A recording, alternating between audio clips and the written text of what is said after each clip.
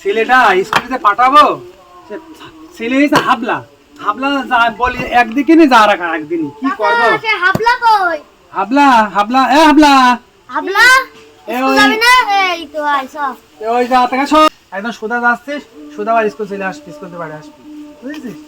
আমি মলাম ভাই এত ভুল বকছে কেন? তুমি ভালো আছো তো ভাই? আলহামদুলিল্লাহ ভাই ভালো। ভুল বক না ভাই, সে আমার হাবলাটা নিয়ে খুব কষ্ট আছি।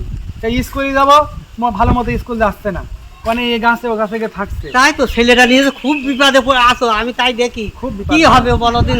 আমার আসলে মানে মনের ভিতরে একটা মানে কষ্টের তা তো। মধ্যে আছি, কষ্টের ও মধ্যে। কি হাবিসখানায় দিলেও হবে না ভাই?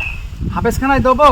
পাগল ছাগল হাফেজখানায় দিয়ে এরশাল ওরশাল মারামারি গন্ডগোল করবে? ওই তো, বলো, কোন দিকে ওই তো যাবো? জ্বালা। এখন কি হাফেজখানায় দিলে করা? হুজুর বলবেন কি যে পাগল নিয়েই হাফেজখানায়?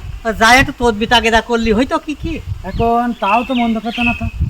এখন তদবির কি সেরকম কাজ হবে? তা এখন দেখতে হবে, সব আল্লাহর ইচ্ছা। আল্লাহ যদি রহম করে তাহলে হতে পারে। তোমার কোন জানা কোন কবিরাজ আছে? আছে আছে আছে আছে, ঠিক আছে। তো বহুত দূরই, তাই এ যাবে কি করে? এ এত ভাই পথ? সে কথা বললে না, তাহলে বসতে হবে রে ভাই। এখন ওর মা একটু হাবলা টাইপের ছিল। ও সেই জন্যই ভাই, ওই ফল বুনে গুণ, ওই ফলের জন্যই এই অবস্থায় এখন হাবলা পানা ছিল, সে ওই মানে হাবলাই ওর ওর ধরেছে। ধরিয়েছে। আসলে ঠিক। এখন ঠিক। তুমি যদি ঠিকানা দাও তাহলে দুই ভাই যাবো, গিয়ে ওর একটু কবিরাজের কাছে নিয়ে যাবো, ঠিক আছে?